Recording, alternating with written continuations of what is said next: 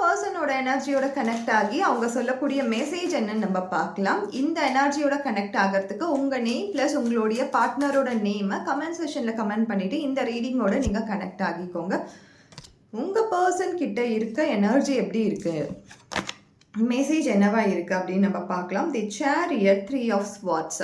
So 3 of ஸ்வாட்ஸ்ன்னு சொல்லும்பொழுது nearby பாஸ்டில் ஒரு ஒன் மந்த் ஆர் 1 வீக் முன்னாடி உங்கள் 2 பேருக்குமே ஒரு ஹார்ட் பிரேக்ஸ் வந்திருக்கும். கம்யூனிகேஷன் கூட இல்லாமல் போயிருக்கும். மிஸ் அண்டர்ஸ்டாண்டிங் வந்திருக்கும்.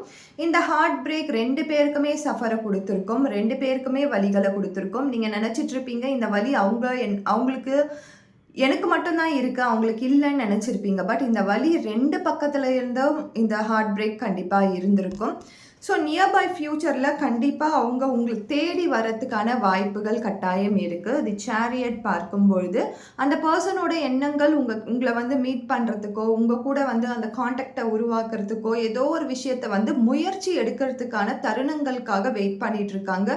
ஸோ அந்த மாதிரி இருக்கும்பொழுது அவங்க 2 பக்கத்துலேயுமே யோசிக்கிறாங்க. இந்த சண்டை வந்ததால் திரும்பவும் போய் பேசினா நெகட்டிவ் சைடில் தான் இருக்குமோ, பாசிட்டிவாக இருக்காதோ அப்படின்ற அந்த thought, black and white thought இருந்துக்கிட்டே இருக்குது. ஸோ கொஞ்சம் ஏஸ் ஆஃப் வாண்ட்ஸ் மாதிரி உங்களுடைய எண்ணங்களை நீங்கள் கொஞ்சம் சட்டில் பண்ணுங்கள். ஓவர் திங்கிங் பண்ணாதீங்க. எதையுமே ஓவர் பர்டன் பண்ணிக்காதீங்க. அவங்கள போய் ஓவர் ஃபோர்ஸ் பண்ணாதீங்க. கொஞ்சம் காமாக சட்டிலாக இருங்க. கண்டிப்பாக அந்த பர்சனே உங்கள் கூட பேசுவாங்க. உங்கள் பர்சனோட எனர்ஜி காம் ஆகிற வரைக்கும் கொஞ்சம் வெயிட் பண்ணுங்கள். தேங்க்யூ.